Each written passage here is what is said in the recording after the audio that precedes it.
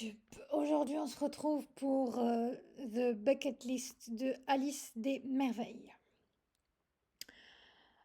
C'est quoi l'histoire? Je me souviens même plus de son nom, même du mec, hein.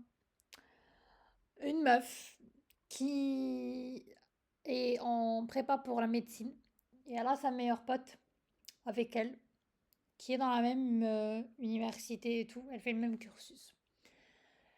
Et cette meuf, elle vient de rompre avec son ex parce qu'il la trouve pas assez chouette, pas assez cool, et, bref, des trucs d'ado.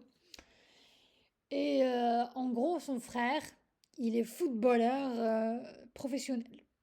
Et bien sûr, il fait partie d'une équipe et il vit en coloc avec tous les membres de son équipe. Et en gros, son père est mort et elle a plus que sa mère et son frère. Mais depuis la mort de leur père, son frère s'est éloigné de la famille. Et elle blâme le football pour ça, sa petite sœur.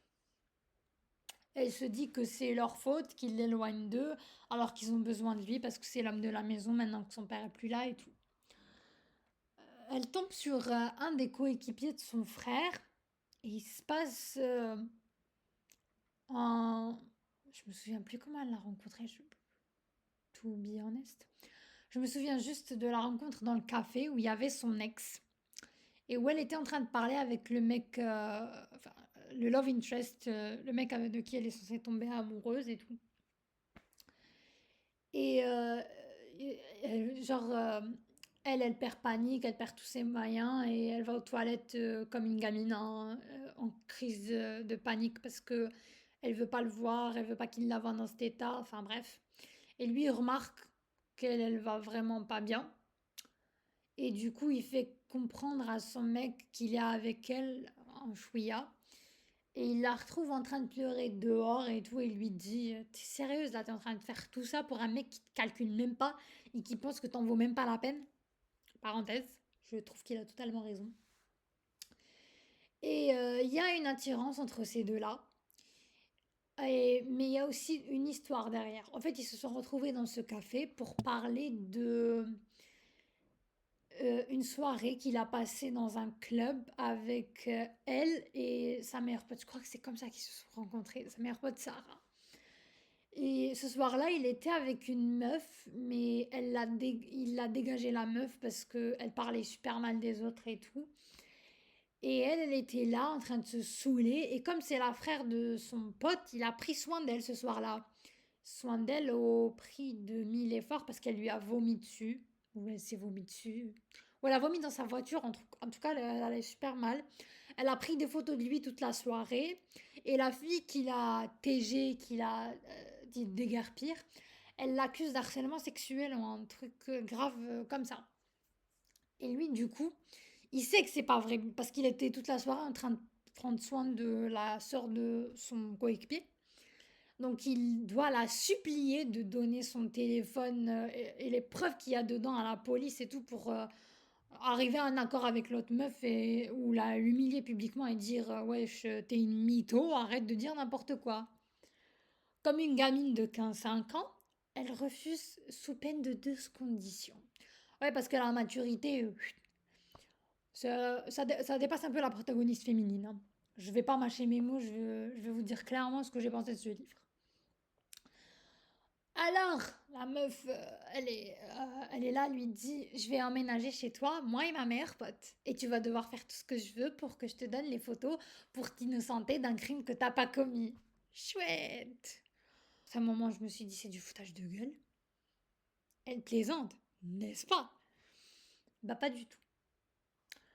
Et du coup, elle emménage parce que elle est convaincue que emménager chez toute une bande de mecs qui jouent au football et qui sont à des années-lumière d'elle et leur rendre la vie impossible va ramener son frère à la maison. Cette fille est en prépa pour médecine. Bref, je vais souligner la bêtise du truc parce que je crois que c'est le truc le plus con que j'ai jamais lu de ma vie. Bref, Alors, elle, c'est aussi une gamine jalouse, hein, parce que elle sent qu'il y a un truc qui se passe entre son frère et sa meilleure pote, et elle le supporte pas parce que sa meilleure pote, elle lui appartient en fait. C'est sa poupée à elle. Vous voyez? Euh, et ça m'a gonflé. Je vais pas vous mentir, j'arrête de raconter l'histoire là du début jusqu'à la fin. J'ai même pas fini, hein. J'ai dit NF. C'était trop immature des deux côtés, hein.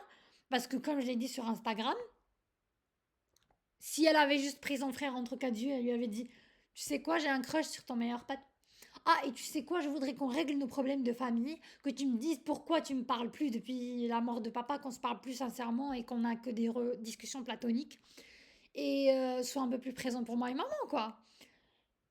Bah non, elle fait pas ça, la meuf. Elle tourne autour du pot jusqu'à ce que ça lui explose en pleine gueule et qu'elle se prenne ben, les remarques de son frère en pleine tronche. Du merci, lui, il est un peu plus développé niveau mental que sa sœur, hein.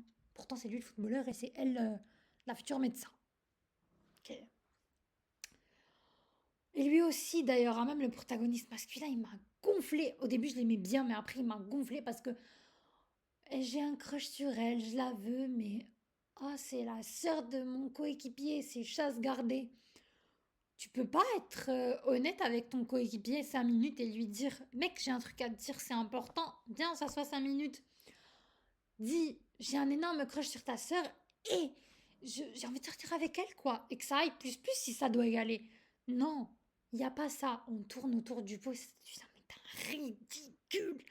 Je vous jure, j'étais à deux doigts de pas lire les autres tomes. Mais il y a une personne que j'apprécie grandement sur Instagram qui m'a dit que, parce qu'on a pratiquement les mêmes goûts, que le tome 2 et le tome 3 c'était mieux que le tome 1 et que oui, elle aussi, il l'avait gonflé, mais que les autres tomes, c'est mieux.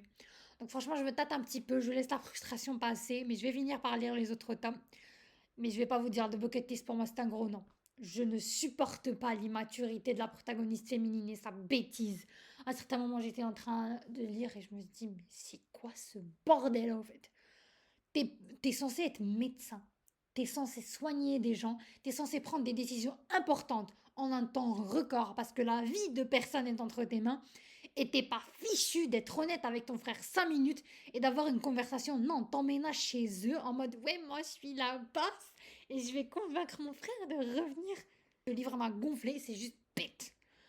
C'est d'une bêtise. C'est d'une immaturité, même avec sa meilleure pote. Elle doit lui donner une glace à la fin pour qu'elle lui pardonne. Alors que c'est elle, la protagoniste, qui en tort. T'es pas son objet, t'es sa meilleure amie si t'es en couple avec son frère. Même si elle a ses peurs et ses insécurités, asseyez-vous, en parlez-en et parlez-en quoi. T'es pas obligé de faire une crise de jalousie à ta meilleure pote parce qu'elle est amoureuse de ton frère depuis le jardin d'enfants et que pour enfin la première fois qu'elle a pris son courage à deux mains et qu'elle a parlé à son frère grâce au protagoniste masculin, ce que j'ai bien aimé chez lui, toi tu décides de mettre un frein à tout ça et de dire ah ben non, t'es ma meilleure pote, tu peux pas sortir avec mon frère. Franchement, je comprends pas la hype. J'espère que les autres tomes seront mieux. Faut que je laisse passer la frustration. Faut vraiment que je laisse passer la frustration de celui-là pour m'attaquer aux deux autres et complètement l'oublier, ce tome-là. Parce qu'il faut qu'il sorte de ma tête pour que je puisse me concentrer sur Ashley et Ted. Parce que j'avais apprécié leur personnage.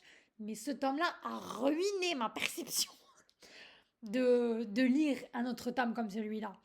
Parce que je sais que Ashley, c'est toute une autre psychologie. Et oui, j'espère que j'accrocherai mieux que celui-là. Donc, il n'y a pas de citation préférée ni quoi que ce soit parce que ce livre m'a gonflé du début jusqu'à la fin. C'est des gamins dans des corps d'adultes. Sérieux. Faut pas que j'ai un problème avec les personnages immatures, mais il me faut un truc. Comme Ludmilla dans Brutale Attirance. C'est pas qu'elle était immature, c'est qu'elle était naïve. Mais sur certains points, la meuf, elle est intelligente, elle va pas se laisser faire. J'aurais préféré que ce soit des adolescents. Au lycée, j'aurais pu capter 17, 18, 16 ans. Ok, mais Alice, ça serait passé. Je me suis dit, oh, je me serais dit, elle est au lycée, il n'y a pas de souci. Elle est encore jeune, je peux capter qu'elle est perdue et qu'elle ressente ça, comme par exemple dans Campus Driver. Loïs, c'était sa première année de fac, elle était super jeune et j'ai compris pourquoi elle était aussi. Elle avait autant d'insécurité par rapport à elle-même après son break-up avec l'autre connard. Parce que quand même, c'était dur pour elle et elle a toujours été bien choyée chez ses parents et là, elle se retrouve à la rue parce qu'un mec la trouve plus à son goût. Donc, cette psychologie-là, j'ai réussi à la comprendre. Mais cette meuf avait un père en or, elle a une mère en or, son frère est un mec en or. En gros, sister, tes insécurités, va travailler dessus, va voir un psy. Deviens psy vu que t'es en prépa médecine et essaie de comprendre mieux ta personnalité, essaie de dépasser tes démons et tes frayeurs. Mais là, ça n'a pas du tout fait pour moi. Vous l'aurez compris, hein. Parce que je suis désolée, j'aime pas tacler les livres. J'aime pas dire du mal des livres parce que je vois que l'autrice, ça fait beaucoup d'efforts quand même écrire tout un livre. C'est du travail, on va pas se mentir. Mais là, j'ai pas trouvé un seul point positif. Pas un. Ça m'arrive très rarement, à part la couverture, hein, magnifique, j'ai rien à dire. Mais à part la couverture, je trouve rien de bien de cette lecture. Ça m'a juste gonflé. Et ouais, je suis désolée. Pour ceux qui l'ont aimé, pour ceux de qui c'est votre livre préféré, je suis désolée. Mais pour moi, ça a été non.